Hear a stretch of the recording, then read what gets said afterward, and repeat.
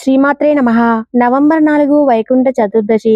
శ్రీ మహావిష్ణువు భూమిపైకి వచ్చే పవిత్రమైన రోజు.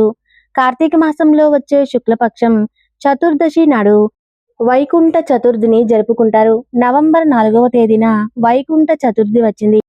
ఈ పవిత్రమైన చతుర్థి రోజున శివకేశవులను ఆరాధిస్తారు. ఈ వైకుంఠ చతుర్దశి నాడు ముక్కోటి దేవతలు అందరూ శివకేశవులను పూజిస్తారు. కార్తీక పూర్ణిమకు ఒక రోజు ముందు వైకుంఠ చతుర్దశి వస్తుంది. కార్తీక మాసంలో వచ్చే వైకుంఠ చతుర్దశికి చాలా పవిత్రత ఉంటుంది.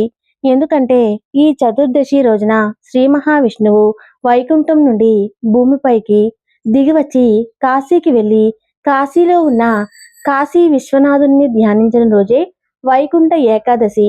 అంతటి శక్తి ఈ వైకుంఠ ఏకాదశికి ఉంటుంది.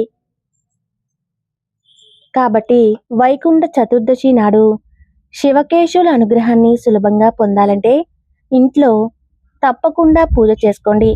కార్తీక మాసంలో చేసే పూజలకు రెట్టింపు పుణ్య ఫలితం లభిస్తుంది. అయితే ఈ వైకుంఠ చతుర్దశి రోజున చేసే పూజలకు మాత్రం కోటి రెట్ల పుణ్యం లభిస్తుంది. ఈ చతుర్దశి రోజున పూజ చేసేటప్పుడు మీ ఇంట్లో శివదీపం వెలిగిస్తే శివుని ఆశీర్వాదంతో మీ ఇల్లంతా కనకవర్షంతో నిండిపోతుంది.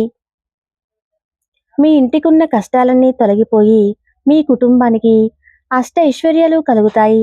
కాబట్టి ఈ వైకుంఠ చతుర్దశి రోజున శక్తివంతమైన శివదీపం ఎలా వెలిగించాలో ఇప్పుడు తెలుసుకుందాం. మీ పూజా గది ఈశాన్య దిశలో ఉంటే మీ పూజా గదిలోనే శివదీపాన్ని వెలిగించవచ్చు. పూజా గది ఈశాన్య దిశలో లేని వాళ్ళు మాత్రం మీ ఇంటి ఈశాన్య దిశలో ఈ శివదీపాన్ని వెలిగించండి.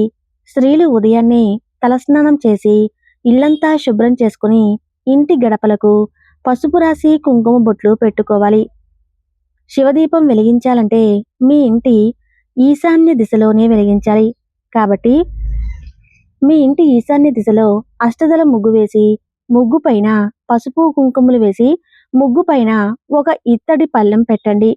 ఈ ఇత్తడి పళ్ళెం పైన 2 మట్టి ప్రమిదలను ఒకదానిపై ఒకటి పెట్టి 3 వత్తులను ఒకటిగా చేసి నువ్వుల నూనె కానీ ఆవు నెయ్యి కానీ పోసి దీపం వెలిగించి అరటిపండును నైవేద్యంగా సమర్పించాలి.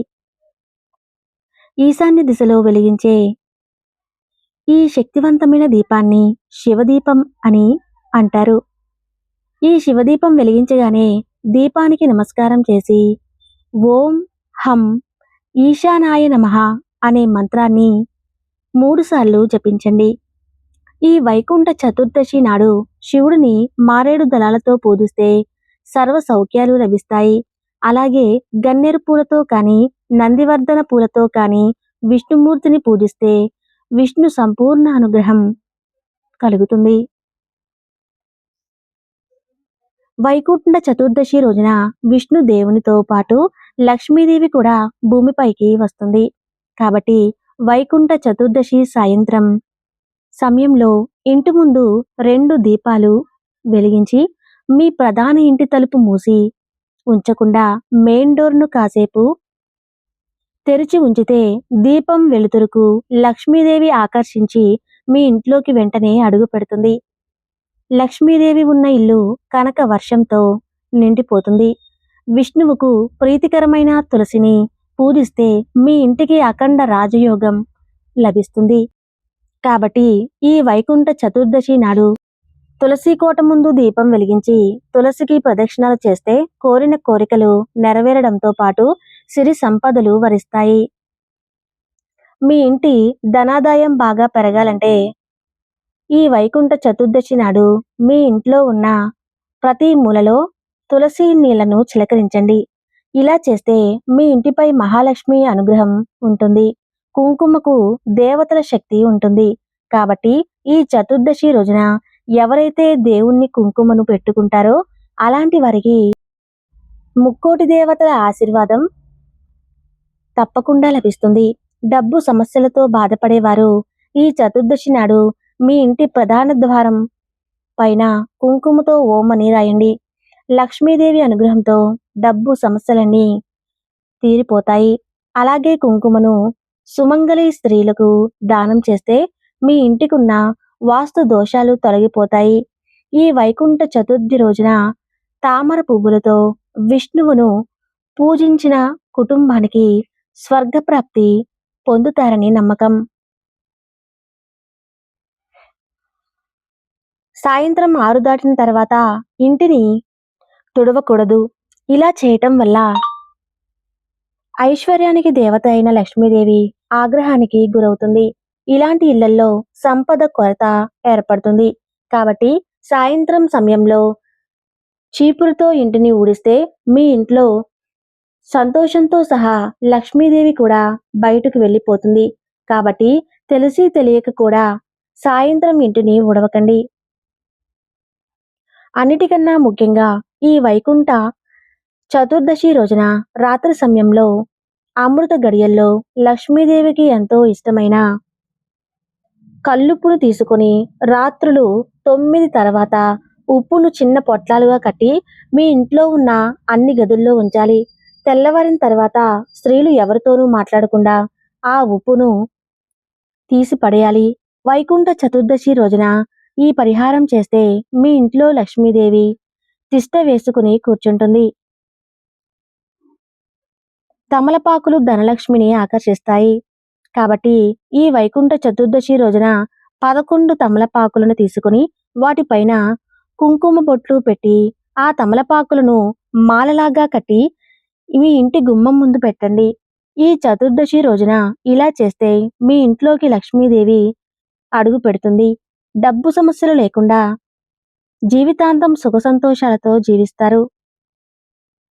అలాగే ఒక ఎరుపు రంగు వస్త్రం తీసుకుని అందులో 5 తమలపాకులను వేసి మూటలాగా కట్టి మీ పూజా గదిలో పెట్టి ధూపం వేయండి. వైకుంఠ చతుర్దశి రోజున ఇలా చేస్తే మీ ఇంటికి డబ్బు రావటం ప్రారంభమవుతుంది. అప్పుల సమస్యలు తొలగిపోతాయి. ఈ వైకుంఠ చతుర్దశి రోజున ఎవరైతే భక్తి శ్రద్ధలతో ఉపవాసం ఉండి శివకేశవులను పూజిస్తారో వారికి మోక్షం లభిస్తుందని, జీవితంలో కష్టాలు తొలగిపోతాయని విశ్వాసం. మన ఇంటికి తీసుకువెళితే కొన్ని కష్టాలను అనుభవించాల్సి ఉంటుంది. మీ ఇంటిపైన అరిష్టం తొలగిపోవాలంటే ఈ వైకుంఠ చతుర్దశి రోజున మీ ఇంటి గుమ్మం ముందు కలబంద మొక్కను వేలాడదీయండి. మీ ఇంటికున్న చెడు దిష్టి తొలగిపోయి మీ ఇంట్లో సుఖ సంతోషాలు చేరుతాయి. ధనలాభం కోసం ఆగిపోయిన డబ్బులు తిరిగి పొందడానికి ఈ వైకుంఠ చతుర్దశి నాడు అష్టముఖి రుద్రాక్షలు ధరిస్తే జాతక దోషాలన్నీ తొలగిపోయి మీ జాతకంలో ధనయోగం సిద్ధిస్తుంది. తద్వారా డబ్బు సమస్యలు లేకుండా విలాసవంతమైన జీవితాన్ని గడుపుతారు. ఈ వైకుంఠ చతుర్దశి రోజున ఆ పరమేశ్వరుడు విష్ణువుకి సుదర్శన చక్రాన్ని ఇచ్చారు. ఈ వైకుంఠ చతుర్దశి రోజున పాటించవలసిన నియమాలు, వెలిగించాల్సిన దీపం తెలుసుకున్నారు కదా. ఈ వీడియో నచ్చితే తప్పకుండా లైక్ చేసి శ్రీమాత్రే నమః అని కామెంట్ చేయండి.